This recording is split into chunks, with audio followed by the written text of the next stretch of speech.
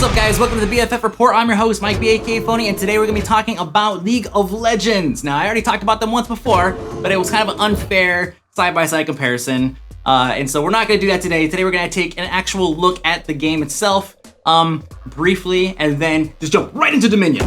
All right, so we can see that the launcher got a huge overhaul. I mean, you can see, look at the top bar here. If you remember the old one, it was completely different. We have the play button, we have all this stuff all centralized nice and neat over here, whereas before it used to be spread out like all crazy. I think it was like this and like this or whatever. It just didn't make any sense, whatever. We have the featured news section. We have featured items, stuff you could buy on the cheap. It's crazy, got infos and stuff. We got videos, we got Dominion Spotlight videos, it's crazy, all the Dominion stuff. And then down here we have the chat stuff, which actually used to be over here, but then they put it over here for some reason, which is totally fine with me. It still looks good. You see a lot of people trying to be my friends. I can't be your friends right now, but maybe we'll be friends later. Next page.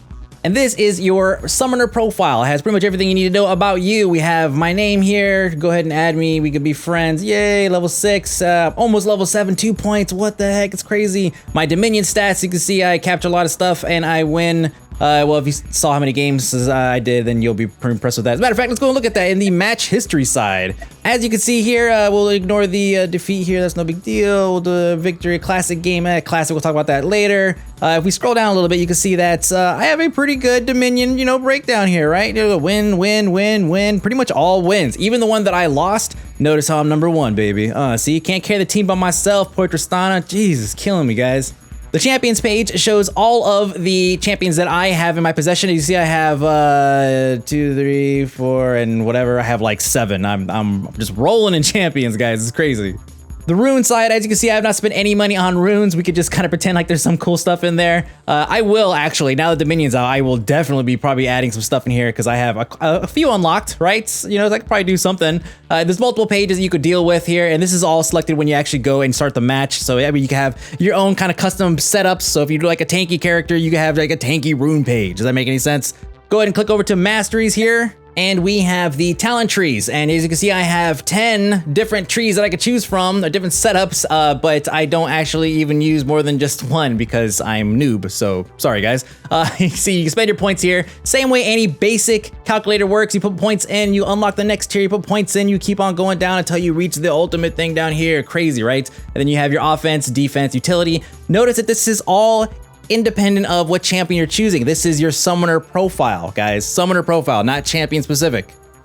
Spells are unlocked as you level up, and you see I have a couple more left here, right? Because again, level 6, almost level 7. What's my next one here? Ignite. Ooh, fancy. You can actually click on them and get a brief kind of rundown introduction of what it is and what it does. The ones I kind of generally stick with, I don't know if it's the right way, but I stick with Exhaust and Ghost. And that's usually what I use for my Dominion play because it's basically slow the other guy down and get the hell out of there. It just kind of makes sense to me. Now, getting into a match is pretty simple, and these people are going to hate me for doing this because I'm just going to do this just to get you guys in. I'll do it on a 5. God, these guys are going to hate me. Oh, no, we'll do custom AI. There we go. Summoner's Rift, Co-op AI, Beginner, and Solo.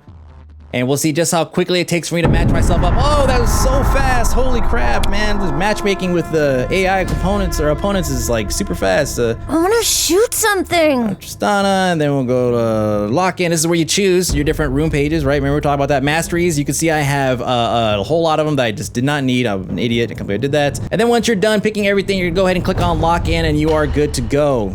All right, now 3v3, threes, whatever you want to call it.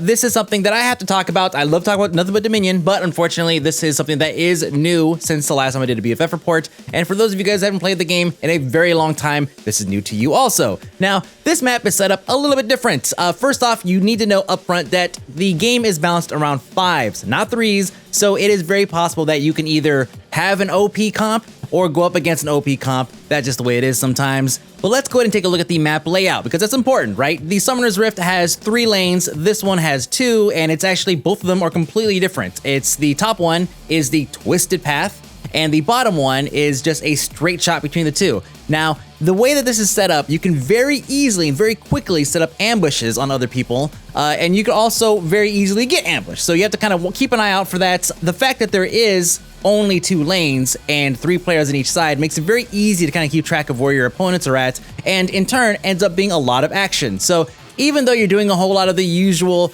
kill creeps, get gold, push, get pushed, whatever, you do have a lot more action in the 3 setup than you do in the 5s. Granted, the 5s, you get much bigger fights. The 3s, it just seem to happen a bit more often. Now, as far as the Twisted Tree line is concerned, if you're looking for tips on what to upgrade and what to buy and all that stuff, I am not the guy to talk to, right? I mean, I'll be flat out honest, I cannot even dress myself in this game. All I know is I understand the basic functions of my character, which is what makes me not completely useless. I can give you this tip though, do everything you can not to die, all right? Because what's gonna end up happening is you start feeding them, and by feeding them, I mean that you are allowing them to kill you, and they are just raking in all that money, they're able to buy all these upgrades, in some cases they get buffed for killing people, they get on a killing spree, and then they become an unstoppable killing machine. And it's all because you decided to not play it safe. So that is my one tip, don't die.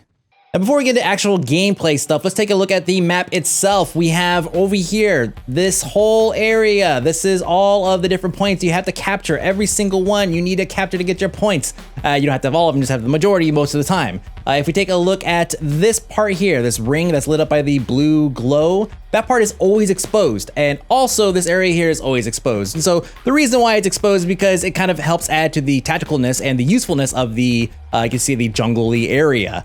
This center piece right here is actually open because you have 2 buffs, and these are basically little shield buffs, and they also, on random attacks, throw lightning everywhere. So kind of a useful thing to get. And then if we look over here, we have the power-up stuff, all your health bonuses. Keep in mind where these are located because they come in very handy when you are SOL and you need to book it into here or back in here. There's boots set up all over the place, and these things are strategically placed so you can get from point A to point B, which could be here to here, here to here, whatever, all the way across the map fairly quickly. That was, I don't know why, I'm just bad at drawing stars. Now, right when you start out, there's a lot of changes just already. First off, you start off at level 3, so you have 3 points you could kind of shuffle around there to wherever you want, and then you also have 1,375 gold to spend on whatever it is that you need, as well as any of the new items that have been added. And there's tons of them, I'm not gonna go over them in detail, you have to go look those up. Now, the goal here, we all know, is to capture the nodes, right? And when you go down there to capture a node, you just basically right-click on it and your dude starts channeling. Now, if you see somebody else capping, you could interrupt them, and if you kill them, then they lose more points. And everything that you do against the other team, they lose points until it gets down to about 125, and then I believe only quests and caps actually count, which is why you see a whole lot of really close games, because once it comes down to the wire, everybody comes down to about 125, and then it just turns into this really, really tight game all the way down to the end. I won a game yesterday with like 4 points. It's totally ridiculous. Now, I should also note that there are 2 new spells that you could use only in Dominion. There's Garrison, which will buff your turrets, or it will nerf an enemy turret, making it easier to cap. And then there is Promote, which will allow you to target a minion and then buff it to hell, and then it'll basically just turn into a beast, anti-turret, whatever, and it'll actually make money for you on top of, you know, actually putting out some damage. Now, speaking of minions can actually cap nodes by themselves. If you could get them free enough to get down there and start beating up on an already weak tower, they'll sit there and they'll cap it for you. Now, the flip side is that they actually take damage while standing on the platform. So, you know, if you have to get the tower down pretty low for them to actually be useful, but obviously you're gonna take any kind of help you could get. Now, there are also quests, and the quests pop up on the right-hand side, and you might miss it while you're out there, you know, doing some damage and just doing some stuff, but it's easy to spot whenever there's a quest target because it's going to be highlighted by the little rings that kind of like float around, similar to that one Superman where they had General Zod and like his minions like locked up and they had the rings that kept on spinning like hula hoops and stuff. It looks kind of like that. Now, if you see that, you either want to, if it's your turret, defend it, or if it's an enemy turret, you want to cap it, and you get a bonus like 20 points or something taken off the enemy nexus.